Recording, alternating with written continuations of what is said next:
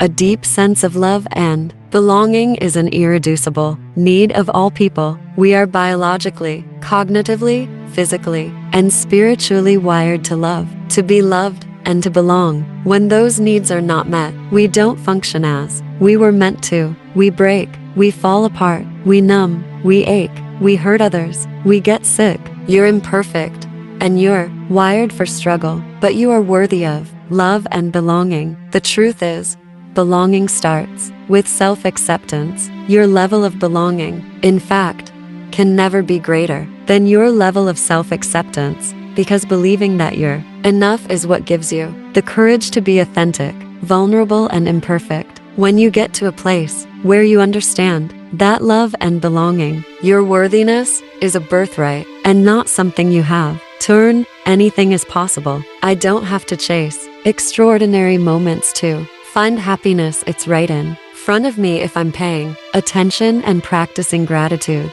The difficult thing is that vulnerability is the first thing I look for in you, and the last thing I'm willing to show you. In you, it's courage and daring. In me, it's weakness. I think our capacity for wholeheartedness can never be greater than our willingness to be brokenhearted. It means engaging with the world from a place of vulnerability and worthiness. Crazy busy is a great armor. It's a great way for numbing. What a lot of us do is that we stay so busy and so out in front of our life that the truth of how we're feeling and what we really need can't catch up with us. Vulnerability is the birthplace of connection and the path to the feeling of worthiness. If it doesn't feel vulnerable, the sharing is probably not constructive. Many people think of perfectionism as striving to be your best, but it is not about self-improvement. It's about earning approval and acceptance. Ironically,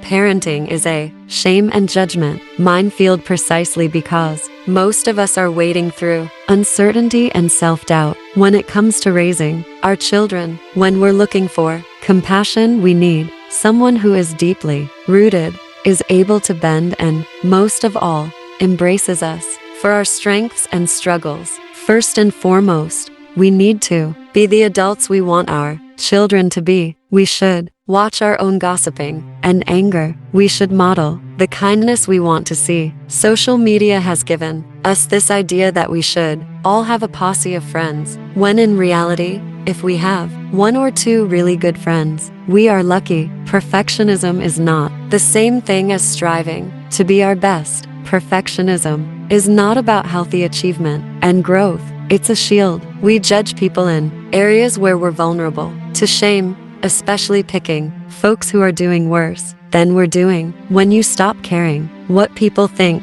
you lose your capacity for connection. When you're defined by it, you lose our capacity for vulnerability. To me, a leader is someone who holds her or himself accountable for finding potential in people and processes. And so what I think is really important is sustainability. We're hardwired for connection. There's no arguing with the bioscience, but we can want it so badly. We're trying to hotwire it. The best marriages are the ones where we can go out in the world and really put ourselves out there. A lot of times we'll fail, and sometimes we'll pull it off. But good marriages are when you can go home and know that your vulnerability will be honored as courage, and that you'll find support. Vulnerability is not weakness, and that myth is profoundly dangerous. You cannot talk about race without talking about privilege, and when people start talking about privilege, they get paralyzed by shame. Vulnerability is basically uncertainty,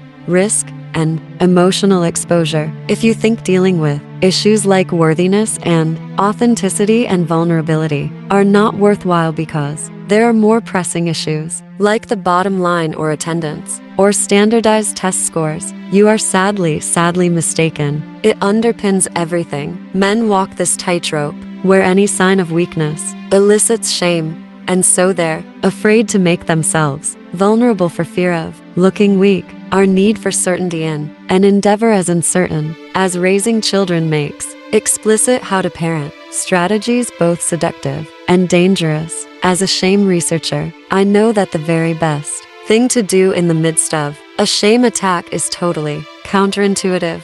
practice courage and reach out. The uncertainty of parenting can bring up feelings in us that range from frustration to terror. The moment someone asks you to do something you don't have the time or inclination to do is fraught with vulnerability. The intention and outcome of vulnerability is trust, intimacy, and connection. The outcome of oversharing is distrust, disconnection, and usually a little judgment. As unique as we all are, an awful lot of us want the same things. We want to shake up our current, less than fulfilling lives. We want to be happier, more loving, forgiving, and connected with the people around us. Kids who have an understanding of how and why their feelings are what they are much more likely to talk to us about what's happening, and they have better skills to work it out. Live tweeting your bikini wax is not vulnerability, nor is posting a blow-by-blow of your divorce. That's an attempt to hotwire connection, but you can't cheat real connection.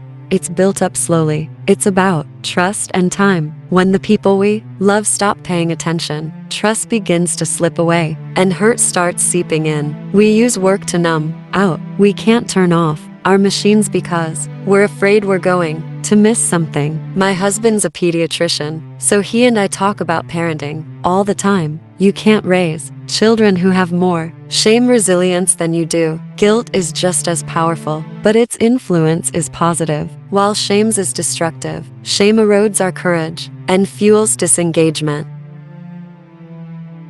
Cassandra Brenebrown, born November 18, 1965 in San Antonio, Texas, where her parents Charles Arthur Brown and Cassandra Deanne Rogers had her baptized in the Episcopal Church. She is the eldest of 4 children. Her family then moved to New Orleans. Brown completed a Bachelor of Social Work degree at the University of Texas at Austin in 1995, followed by a Master of Social Work degree in 1996, and a Doctor of Philosophy degree in Social Work at the University of Houston Graduate School of Social Work in 2002. Brown is an American professor, author, and podcast host. Brown is known for her work on shame, vulnerability, and leadership, and for her widely viewed TEDx talk in 2010. She has written 6 #1 New York Times best-selling books and hosted 2 podcasts on Spotify. In 2009, Houston Woman magazine voted Brown one of the city's most influential women. She has also received teaching awards, including the Graduate College of Social Work's Outstanding Faculty Award. In 2016, the Huffington Foundation pledged $2 million